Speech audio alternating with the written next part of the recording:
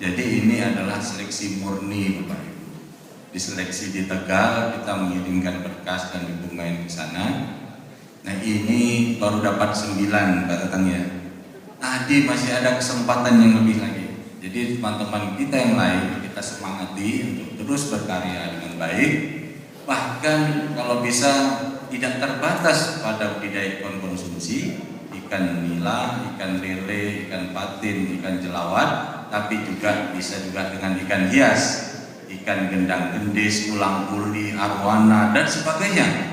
Nah, kita bisa diberi kesempatan ke depan untuk bisa menjadi P2MKP, yaitu Pusat Latihan Mandiri Kelautan dan Perikanan. Nah, kepada 9 kelompok kami mengucapkan terima kasih dan selamat atas kerjasama usaha yang selama ini sudah dilakukan. Semoga dengan mendapatkan pelatihan ini bertambah wawasan, bertambah pengetahuan, bertambah semangat, bertambah jiwa entrepreneurnya, jiwa wira swastanya, supaya dapat meningkatkan kesejahteraan kita di masa yang akan datang. Jadi yang baru dapat ini berasal dari Kota Pontianak, kemudian Kabupaten Pontianak, ini ada Paksis, komandannya Kabupaten Pontianak, kemudian dari Landak, kemudian dari Kuburaya dan dari Ketapang. Jadi kalau kita di sini Pak Kapus, luas Kalimantan Barat ini sekitar 1,5 kali Pulau Jawa. Kalau di Pulau Jawa itu ada DKI, Jawa Barat, Banten, Jawa Tengah, DIY, Jawa Timur, ada 6 gubernur, maka di sini hanya 1, 12 kabupaten dan 2 kota. Jadi cukup luas. Kalau kita gambarannya ke Kabupaten Ketapang, maka kalau naik pesawat sekitar 35 menit. Kalau kita jalan darat sekarang sudah bisa lewat Tayan dan Sandai yang mungkin sekitar 14-15 jam. Kalau kita pakai ferry, kita juga bisa 1 malam. Jadi memang begitu luasnya, sehingga teman-teman kita yang datang ini sangat kita apresiasi bisa hadir, terutama rekan-rekan yang sudah berusaha payah sampai Pontianak ini. Bapak Ibu sekalian, Bapak Kapus yang kami hormati, bagaimana kita ketahui bahwa sektor kelautan perikanan pada saat ini memegang peranan yang sangat penting, karena kita di Kalimantan Barat mempunyai luas laut yang cukup. Ada Laut Cina Selatan sebagian masuk ke kita berbatasan dengan Sarawak, Malaysia, karena di perbatasan itu Pak lobsternya besar-besar, ikannya juga bagus, dan juga memang mempunyai potensi yang cukup besar untuk perikanan tangkapnya. Sedangkan untuk budidaya, kami di sini mempunyai sungai terpanjang di Indonesia, jadi Sungai Kapuas. Di Pak Kapus ini menurut ceritanya sudah 4 kali ke sini karena sudah minum air Kapuas. Kalau sudah minum air Kapuas selalu ingat Kota Pontianak. Bapak Ibu sekalian, sedikit berbagi cerita. Saya pagi ini sangat berbahagia karena bertemu teman lama, reuni. Jadi Pak Kapus, Pak Insinyur Balok Budianto ini adalah teman seperjuangan di IPB dulu, bertetangga. Sudah 32 tahun kami tidak ketemu. Sekali ketemu di ruangan ini. Satu, saya sejak 89 bertugas di Kalpa, sudah hampir 24 tahun. Nah, beliau orang Jakarta. Jadi kalau kita orang Pontianak. Jadi alhamdulillah bertemu beliau kembali. Itu juga dengan Pak Tatang, lalu ketemu kita masih di Wuhan, ya. Jadi kebetulan saya kelas menjelajah kemana-mana, banyak di lapangan hampir 20 tahun. Nah, jadi di sini kita bertemu pada beliau dan mudah-mudahan Kalimantan Barat dapat mendapat perhatian daripada beliau untuk kegiatan-kegiatan strategis yang mudah-mudahan kita dapat diberikan kesempatan untuk bisa memberi perhatian ini. Sedikit berbagi informasi bahwa tadi disebutkan bahwa kita sedang mengembangkan yang namanya blue economy atau ekonomi biru. Jadi ekonomi biru ini ambil dari warna laut yang biru. Jadi selain warna laut yang biru, ada juga langit yang biru. Nah, di laut itu banyak macam-macam yang bisa kita gali. Nah, kemudian kita diharapkan bisa memanfaatkannya dengan baik untuk meningkatkan kesejahteraan, termasuklah pengolahan industri perikanannya. Nah, untuk kita di budidaya di darat, maka terkait dengan kegiatan ketahanan pangan.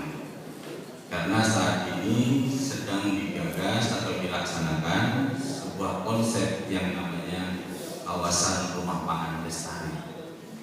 Kawasan rumah pangan lestari ini fokusnya adalah pemberdayaan wanita terutama dan pemanfaatan lahan pekarangan yang sempit. Tapi lahan pekarangan yang sempit-sempit ini kalau digabung hitungannya cukup luas, karena ada hitungan sekitar 400.000 hektar.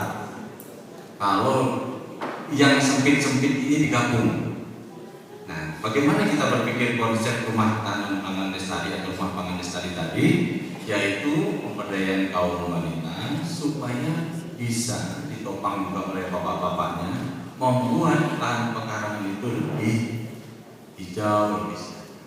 Di antaranya kita memanfaatkan tanaman sayuran seperti contoh terong. Nah, kadang-kadang pameo orang nanam terong itu Pak Kapus jelek, katanya lembek. Sebetulnya terong itu bagus Bapak Ibu. Nah, karena terong ungu itu mengandung juga antioksidan dan sebagainya. Jadi kadang-kadang membuat kita itu salah persepsi nanam cabai. Cabai sempat 100.000 Pak tembus di Kalimantan Barat. Jadi kalau kita nanam dalam polybag saja di pekarangan depan atau belakang kita sudah cukup. Tanam sawi, tanam kangkung yang paling mudah. Mau buat indomie, petik kangkung, istilahnya begitu. Nah, ya, jangan lupa juga kita memanfaatkan program yang sudah dicanangkan oleh Dinas Kelautan dan Perikanan, yaitu lele terpal. Ada lagi katanya program itu macam-macam istilahnya, tapi lele terpal yang lebih tepat di kita ini, yang saat ini lebih dominan ditanami ikan lele. Nah, jadi ini kita taruh juga di lahan pekarangan kita itu, bagian dari kawasan rumah pangan lestari tadi itu. Selain kita juga ada sayurannya, ada buah-buahannya, ada ikannya, ada ternaknya, mungkin ayam kampung, bisa juga daging dan telurnya. Nah, inilah kita sinergikan dalam bentuk pangan secara luas. Nah, mudah-mudahan dengan budidaya ini lebih banyak nanti bisa berkreasi. Ada ikan nilainya, ada ikan emasnya. Jadi kalau katanya Pak, ikan nilai itu ikan perempuan. Kalau ikan emas ini ikan cowok, karena emas Joko, kalau nila Nilawati, nah gitu. Jadi ada ikan di perempuannya, ya begitu. Tapi ya ikan lele ini lele Sangkuriang kalau tidak salah dikembangkan saat ini. Nah, ini cerita yang dari Pak Tatang dari Jawa Barat.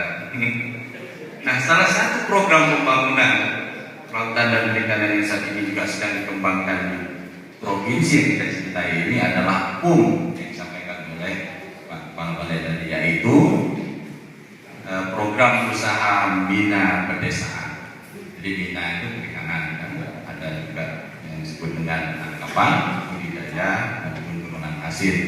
Nah, mudah-mudahan kita dapat memanfaatkan program PUM ini, karena program PUM dikawal pelaksananya oleh penyuluh kita yang berprofesi di lapangan, yaitu penyuluh perikanan. Jadi tidak lepas dari kegiatan dan tugas dari kita ini. Pada kesempatan yang baik ini, dengan dilaksanakan pelatihan seperti yang ada saat ini, yaitu pusat latihan mandiri kelautan dan perikanan, kami mengharapkan Bapak Ibu sebagai pelaku utama hendaknya dapat mampu mendampingi berbagai kegiatan dalam pengolahan sumber daya perikanan, baik penerapan teknologinya maupun pengembangan sumber daya manusianya. Jadi kita petik hikmah yang sebesar-besarnya, semoga dapat meningkatkan tampilan wawasan pengetahuan kita ke depan yang tentunya akan membawa kita kepada keadaan yang lebih sejahtera. Amin ya rabbal alamin. Demikian yang dapat kami sampaikan kepada Bapak dan Ibu. Semoga dapat berlatih dengan baik, berpartisipasi dengan baik, dan harapan kami dapat menjadi lembaga pelatihan yang lebih profesional, lebih operasional, dan dapat meningkatkan status ekonomi kita semua dan meningkatkan peran kita di tengah masyarakat. Demikian yang dapat kami sampaikan. Mohon maaf seandainya ada hal yang kurang berkenan. Billahi taufiq wal hidayah. Wassalamualaikum warahmatullahi wabarakatuh. Selamat pagi dan salam.